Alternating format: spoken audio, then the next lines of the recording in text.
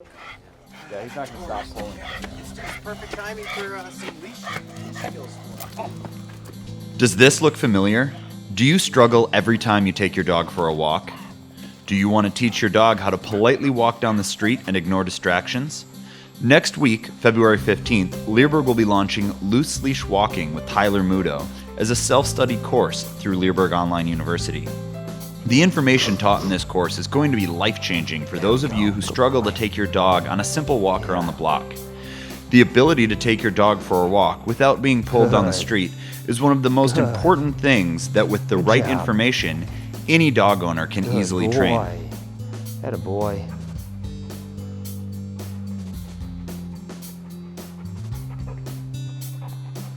Nice job. Heel.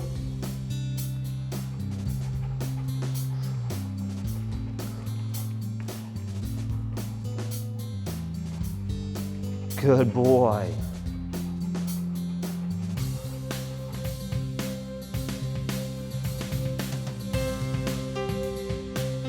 In this video, you will see Tyler Muto working with our friend Dan and his 8-month-old chocolate lab, Joey. Up to this point, Joey has been taking Dan for walks rather than the other way around. This is the first time Joey has been introduced to any form of leash pressure. Tyler is using a Hermspringer prong collar along with a Leerburg prong collar leash attached to the flat collar for a backup. Notice how calm and subtle Tyler is while he works with Joey.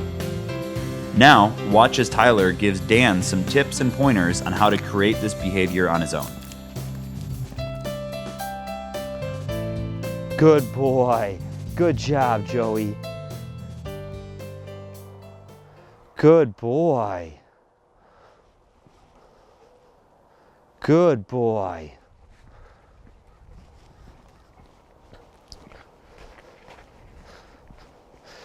So you can see how after that drill, he's really staying behind me a lot better.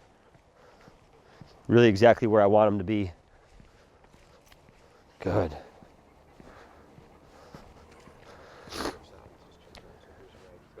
So, all right, Dan. So we're gonna start out simple.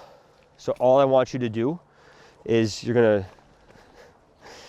take Joey, and I want you to hold the leash two-handed the way I'm doing it. So I usually just put my thumb through the loop, close my hand over the rest, and then I'll usually double it up just to shorten it a little bit. And then with this hand, we want to make sure it's what's called an overhand grip, which basically means when I grip the leash, the part going down to him comes from my pinky, the part going to my other hand is from my thumb. So it's a thumbs up. You don't want to do this or this. It's thumbs down. It means you're doing it wrong. Okay? That just allows you to engage your wrist a little bit better. And length of leash should be just enough so that when he's next to you like this and your arms are relaxed, that there's a little bit of slack. You don't want it too tight because then even when he's doing well, he's feeling pressure. But also you don't want it so loose that if you need to correct, you're stretching.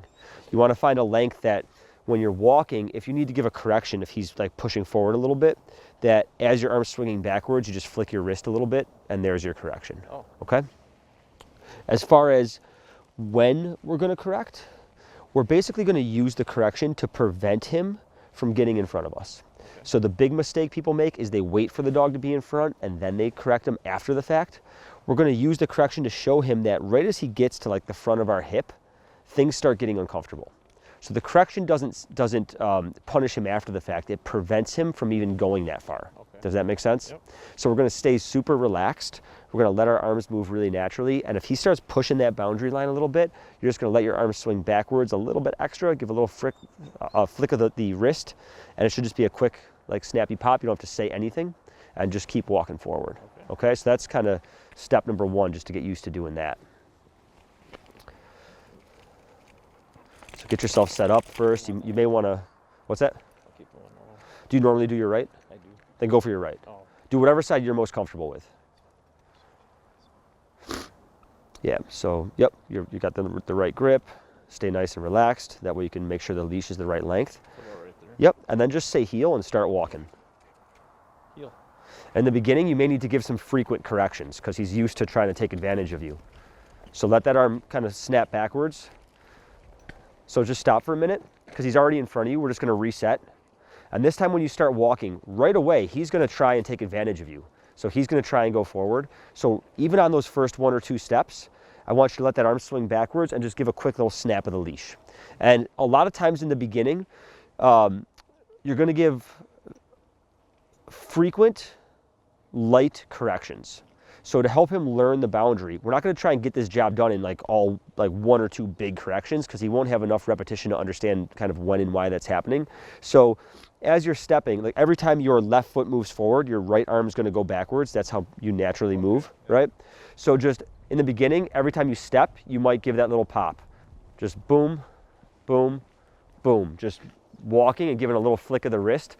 That'll help him to find your cadence, and it'll help you to ensure that he doesn't start taking advantage of you. Because if you wait too long and once he's in front of you, then you just kind of have to stop and reset. It's a little too late at that point, all right? So just start walking and let that arm move. Yeah, just like that, perfect. Then just keep going. You can also give a little pop when he starts trying to sniff the ground. Good. You could turn around whenever you're ready and come back this way.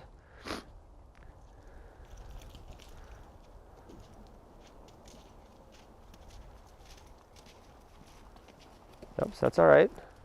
You're getting it.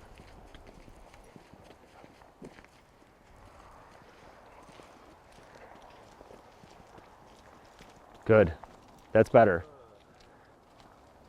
Yeah, so there you're moving a little bit more naturally. In the beginning, your arm was moving out of sync with your body, which is common. Like, people are always thinking about too much in the beginning stages. So you want to get to a point where your arms are moving natural and you're just giving that little wrist flick, and it just feels like you're walking without a dog. Good. That's better. You're already looking more comfortable. Good. Yep. If you ever get to a point where he's getting too far in front, just stop and reset yourself. Good. Much nicer.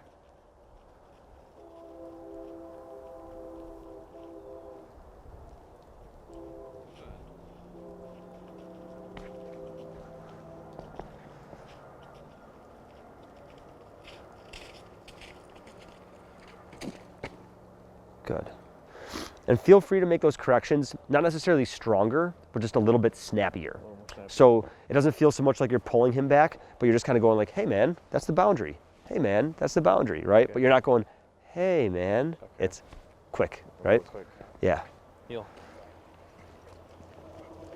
But he's already a million times better. I mean, he already looks great. The key is staying relaxed. That's the key. So, if your dog is taking you for a walk, check out Tyler Muto's Loose Leash Walking course, available through Leerburg Online University, February 15th, 2016. And for those of you who have a bit more serious problem with your dog becoming reactive to the leash, check out his Leash Reactivity course, currently available through Leerburg Online University.